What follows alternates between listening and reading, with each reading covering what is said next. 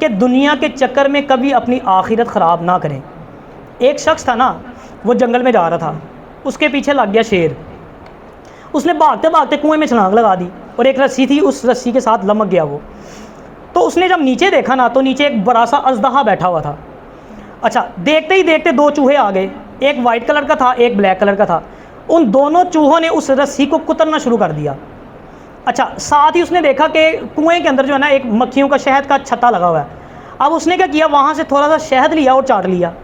اچھا، جیسے ہی اس نے شہد چاٹا نا تو سب کچھ بھول گیا، اس کو وہ لذیذ اتنا تھا، اس کی مٹھاس اتنی زیادہ تھی کہ وہ یہ بھی بھول گیا کہ میرے پیچھے شیر لگا ہوا ہے، وہ یہ بھی بھول گیا کہ نیچے بھائی اژدہا بیٹھا ہوا ہے، وہ یہ بھی بھول گیا کہ چوہے جو ہیں وہ رسی کو کتر رہے ہیں، اور جیسے ہی رسی کٹ گئی تو میں تو اژدہے کے پاس جا کے گر جاؤں گا، ٹھیک ہے نا، وہ ساری چیزیں بھول گیا۔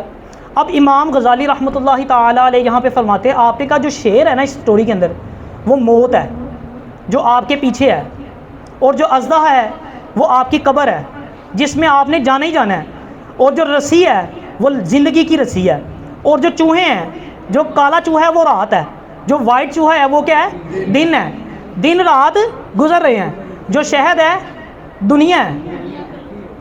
اس کا مطلب سارا سٹوری کا سمجھے ہیں؟ جب آپ دنیا میں پڑ جاتے ہیں اس کے بعد ساری چیزیں بھول جاتے ہیں، وہ موت بھی بھول گئی، وہ قبر بھی بھول گئی، ٹھیک ہے نا، وہ دن رات فٹافٹ گزرتے جا رہے ہیں وہ بھی بھول گئے، سب کچھ بھول گئے۔